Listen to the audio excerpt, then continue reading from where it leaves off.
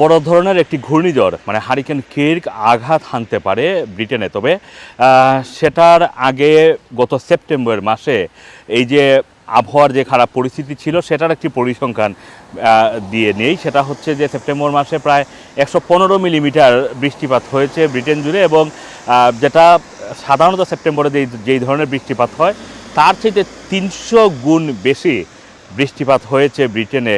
আর এই কারণে কিন্তু পুরো সেপ্টেম্বর মাসটাই আপনারা দেখেছেন যে বৃষ্টিপাত, ফ্লাশ মানে ক্ষণস্থায়ী বন্যা এবং দীর্ঘস্থায়ী বন্যা, এর ভিতরেই মূলত ব্রিটেনের জনজীবন আটকা ছিল। ঠিক অক্টোবর মাসটাও কিন্তু শুরু হয়েছে একইভাবে। আপনারা দেখতে পাচ্ছেন যে আবহাওয়ার অবস্থা বেশ উত্থান পতনের ভিতর দিয়ে যাচ্ছে।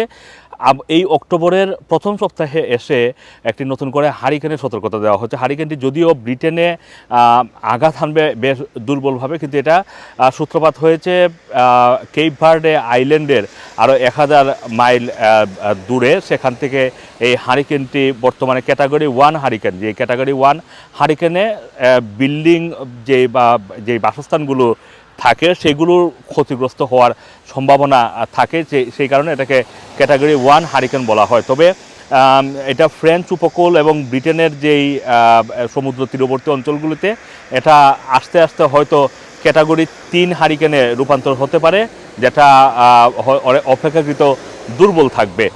তবে ব্রিটেনে এসে এই হারিকেন কির্কের নাম বদলে এটা স্টর্ম আসলে এই নামেও হতে পারে। তবে এটা ডিপেন্ড করছে এটা কত দ্রুত কবে নাগাদ আসতে পারে।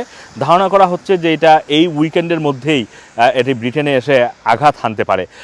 এদিকে বলে রাখি যে ব্রিটেনে আবহাওয়ার যেই গতি প্রকৃতি এই হারিকেন কির্কের কারণে এটা খুব দ্রুততার সাথে পরিবর্তন হবে, এবং যেটা আজকে আবহাওয়া অফিসের পক্ষ থেকে বলা হচ্ছে যে 1 ঘন্টার নোটিশে হয়তো আবহাওয়া সুইং করতে পারে। কারণ আপনারা জানেন যে ব্রিটেনের ভৌগোলিক অবস্থানটা হচ্ছে জেডের মতো করে, এবং সমুদ্রপৃষ্ঠ থেকে শুরু করে ব্রিটেনের যেই হাইল্যান্ড আমরা যেটা বলি সেটার দূরত্ব খুবই কম। অন্যান্য দেশের সমুদ্রপৃষ্ঠ থেকে হাইল্যান্ডের দূরত্ব অনেক বেশি থাকে, যেই কারণে আবহাওয়ার যে গতি প্রকৃতি সেটা অনেকটা বোঝা যায়। কিন্তু এই খুব মানে 100-150 মাইলের ভিতরেই সমুদ্রপৃষ্ঠ এবং হাইল্যান্ড থাকার কারণে ব্রিটেনের আবহাওয়া খুব দ্রুততার সাথে এটা পরিবর্তন হয়, এবং এই যে ভৌগোলিক রেখা যেটা বলছিলাম জেডের মতো করে, সুতরাং যখন একটি বাতাস বা টর্নেডো যখন ব্রিটেনে প্রবেশ করে তখন এটা জেডের মতো করে এটাকে বাঁক নিতে হয়, এবং এই বাঁক নেওয়াটা খুব দ্রুততার সাথে হয়, যে কারণে আধা ঘন্টা 1 ঘন্টার ভিতরে আবহাওয়ার গতি প্রকৃতি অনেকটাই পরিবর্তন হয়ে পড়ে। যেটা হয়তো পূর্বাভাস দেওয়া হয়, সেই পূর্বাভাসের সাথে অনেক সময় ব্রিটেনের যেই আবহাওয়ার চিত্র আমরা দেখি যে অনেক সময় মিলে না। এর কারণ হচ্ছে জেট স্ট্রিম, ভৌগোলিকভাবে জেট স্ট্রিম থাকার কারণে আবহাওয়ার গতি প্রকৃতি অনেক সময় সঠিকভাবে নির্ণয় করা সম্ভব হয় না। তবে সাধারণত 10 দিনের একটি ফোরকাস্ট করা হয়, 3 দিন পর্যন্ত সেই ফোরকাস্ট তারা মেনে চলার চেষ্টা করেন এবং প্রতি 3 দিন পর সেই ফোরকাস্টটি রিভিউ করে থাকেন।